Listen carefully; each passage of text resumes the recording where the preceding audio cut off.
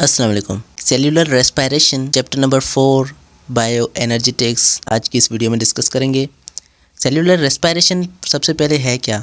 तो जैसा कि हमें पता है कि रेस्पिरेशन क्या है। रेस्पिरेशन गैसेस एक्सचेंज से हम मिला रहे होते हैं कि जो कार्बन डाइऑक्साइड हमारी बॉडी से बाहर आती है और ऑक्सीजन हमारी बॉडी के अंदर जाती है, इसे हम रेस्पिरेशन कहते हैं। लेकिन यहाँ पर सेल्यूलर रेस्पिरेशन ये थोड़ा उससे अलग है। रेस्पिरेशन एक तो होती है एक्सटर्नल रेस्पिरेशन और एक होती है इंटरनल रेस्पिरेशन। तो सेल्यूलर रेस्पिरेशन से मुराद है इंटरनल रेस्पिरेशन जो हमारे सेल्स में होती है और ग्लूकोज ब्रेकडाउन होकर उसमें एनर्जी बनती है, उसे सेल्यूलर रेस्पिरेशन कहते हैं। यहाँ पर ब्रीफली हम स्टडी करने वाले हैं। सबसे पहले हम फोटोसिंथेसिस की स्टडी कर चुके हैं कि फोटोसिंथेसिस क्या होता है, प्लांट्स में होता है और इसमें यहाँ पर प्लांट्स को एनर्जी प्रोवाइड कर रहा होता है और प्लांट्स उसमें ग्लूकोज बनाते हैं। प्लांट्स एक और प्रोसेस भी कर रहे होते हैं साइड से, जिसे हम सेल्यूलर रेस्पिरेशन भी कहते हैं। ये सेल्यूलर रेस्पिरेशन एनिमल्स में भी होती है, प्लांट्स में भी होती है, लेकिन हमारा फोटोसिंथेसिस है वो सिर्फ प्लांट्स में ही होता है। तो आज हम सेल्यूलर रेस्पिरेशन को स्टडी करेंगे। सबसे पहले every living cell require energy to carry out their functions. हर जो जानदार सेल है, हर जो लिविंग सेल है, उसको एनर्जी चाहिए, उसको अपने फंक्शंस करने के लिए एनर्जी चाहिए। This energy comes from fuel molecule as glucose. ये एनर्जी कुछ ऐसे मॉलिक्यूल्स से आती है जिसमें बहुत ज़्यादा एनर्जी हो, जैसे कि ग्लूकोज है। ग्लूकोज एक एनर्जी रिच कंपाउंड है, इसमें बहुत सारी एनर्जी होती है। तो हम जो खाना वगैरह खाते हैं उसमें हमें ग्लूकोज मिलता है और ग्लूकोज में एनर्जी होती है। In cellular respiration, glucose molecules are oxidized either in the absence of oxygen or in the presence of oxygen. Carbon-carbon bonds glucose break down and release energy. तो यहाँ पर ये बात बताई गई है कि ग्लूकोज तो हमारी बॉडी के अंदर जाता है, लेकिन वो ऑक्सीजन कैसे हमें एनर्जी कैसे देता है? ग्लूकोज के मॉलिक्यूल्स जो हैं वो ऑक्सीडाइज होते हैं। ऑक्सीडाइज होकर वो कार्बन की जो ऑक्सीजन की एब्सेंस में भी हो सकते हैं या फिर वो ऑक्सीजन की प्रेजेंस में भी वो ऑक्सीडाइज होंगे और उसके जो कार्बन कार्बन के बॉन्ड हैं, उनके अंदर जो कार्बन कार्बन के बॉन्ड हैं वो ब्रेक होंगे और उनसे जो है एनर्जी रिलीज़ होगी और उस एनर्जी को हम यूज़ करते हैं। Some of this energy is stored in the form of ATP.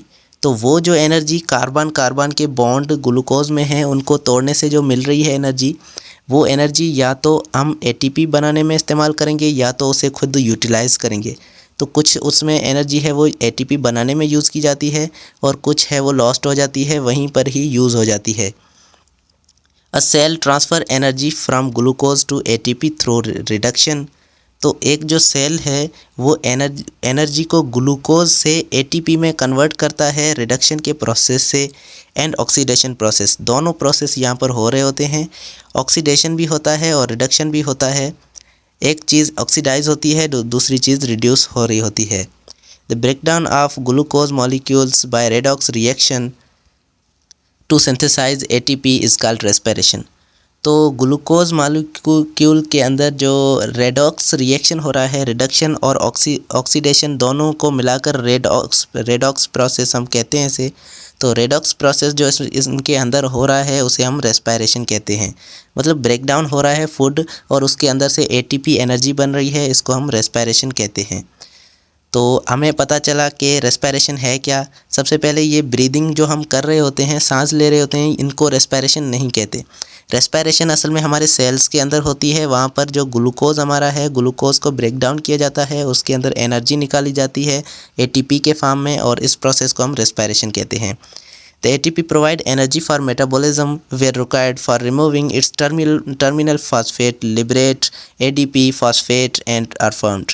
तो यहाँ पर ये बात बताएगी कि एटीपी जो बन रही है वो एटीपी डिफरेंट मेटाबॉलिज्म में यूज़ होगी।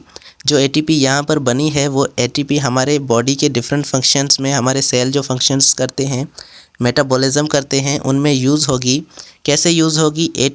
एटीपी में हमारे पास 3 फॉस्फेट लगे हुए होते हैं और ये यूज़ होगी तो इनका जो एक फॉस्फेट का बॉन्ड है वो टूटेगा और एडीपी में ये चेंज हो जाएगा और एक फॉस्फेट इनके साथ रिलीज़ होगा। तो एडीपी में ये चेंज होगा, एक फॉस्फेट रिलीज़ होगा और उसके साथ इनको मिलेगी एनर्जी और उस एनर्जी को वो यूज़ करते हैं। रेस्पिरेशन के हमारे पास 2 टाइप्स हैं। एक होता है एरोबिक रेस्पिरेशन, एक होता है एनारोबिक रेस्पिरेशन। यहाँ पर एनारोबिक रेस्पिरेशन की थोड़ी सी बात की गई है और इनको आगे हम डिटेल में भी पढ़ेंगे। सबसे पहले एनारोबिक रेस्पिरेशन क्या है? एरोबिक रेस्पिरेशन उसे कहते हैं जो ऑक्सीजन की मौजूदगी में हो, और एनारोबिक उसे कहते हैं जो ऑक्सीजन की गैर मौजूदगी एब्सेंस में हो, और इसे हम फर्मेंटेशन भी कहते हैं। Fermentation was originally defined by W Pasteur. तो पॉस्चर्स ये एक साइंटिस्ट का नाम है और इसने इसको पहले डिस्क्राइब किया था as respiration in absence of oxygen. तो ऑक्सीजन की गैर मौजूदगी में, ऑक्सीजन की एब्सेंस में जो रेस्पिरेशन होगी वो रेस्पिरेशन होगी एनारोबिक। इसमें ऑक्सीजन यूज़ नहीं होती। It is an alternative term use for anaerobic respiration. ये क्या है? एक ऐसा टर्म है जो एनारोबिक रेस्पिरेशन के लिए यूज़ किया जाता है, जिसे हम फर्मेंटेशन कहते हैं। फर्मेंटेशन और एनारोबिक रेस्पिरेशन दोनों एक ही बात है। The products of anaerobic respiration are either ethanol, alcohol और lactic acid। तो यहाँ पर देखें कि हमें जो नॉर्मल जो रेस्पिरेशन होती है उसके अंदर हमारे पास ऑक्सीजन यूज़ होती है, और ऑक्सीजन के यूजेज की वजह से हमारे पास कोई वहाँ पर प्रॉब्लम नहीं होती, वो स्मूथली वो रेस्पिरेशन होती है। लेकिन यहाँ पर कुछ और प्रोडक्ट्स बन रहे होते हैं, जैसे कि अल्कोहल बन जाता है या फिर लैक्टिक एसिड बन जाता है। क्योंकि ऑक्सीजन मौजूद नहीं है तो यहाँ पर अल्कोहल या फिर लैक्टिक एसिड बन जाता है। तो जिस प्रोसेस में अगर अल्कोहल बन रहा है तो उसे हम अल्कोहलिक फर्मेंटेशन कहते हैं, और अगर वहाँ पर लैक्टिक एसिड बन रहा है तो वो लैक्टिक एसिड फर्मेंटेशन कहलाता है। तो यहाँ पर एनारोबिक रेस्पिरेशन के दो टाइप्स आ रहे हैं। एक है अल्कोहलिक फर्मेंटेशन जिसमें अल्कोहल बनता है, और एक है लैक्टिक एसिड फर्मेंटेशन जिसमें लैक्टिक एसिड बनता है।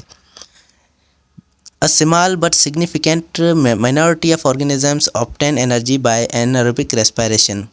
एक छोटा सा हिस्सा ऑर्गेनिजम्स का, एक छोटा सा पार्ट जो बहुत छोटे छोटे ऑर्गेनिजम्स हैं, वो ये रेस्पिरेशन करते हैं। हम इंसान तो एरोबिक रेस्पिरेशन करते हैं, लेकिन कुछ ऐसे ऑर्गेनिजम्स हैं जो एनारोबिक रेस्पिरेशन भी करते हैं। Many microorganisms including yeast and some bacteria respire anaerobically।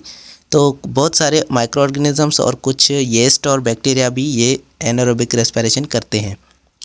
तो दो टाइप्स की रेस्पिरेशन होती हैं, एक एरोबिक रेस्पिरेशन और एक एनारोबिक रेस्पिरेशन। जो ऑक्सीजन की मौजूदगी में हो वो एरोबिक, और जो गैर मौजूदगी में हो वो एनारोबिक रेस्पिरेशन कहलाता है। तो यहाँ पर हमारा ये टॉपिक ख़त्म होता है, और यहाँ पर आगे हम ग्लाइकोलाइसिस पढ़ेंगे। दोनों ही रेस्पिरेशन में एक कॉमन फेज़ होता है, एक कॉमन तरीका होता है, जिससे कि एक नई चीज़ बन रही होती है और उसके बाद वो उसमें ऑक्सीजन यूज़ होती है या फिर नहीं होती, वो बाद की बात है। लेकिन एक कॉमन दोनों में फेज़ होता है, उसे हम ग्लाइकोलाइसिस कहेंगे, जो अगला टॉपिक है। तो अगले वीडियो में मिलते हैं। Thank you so much.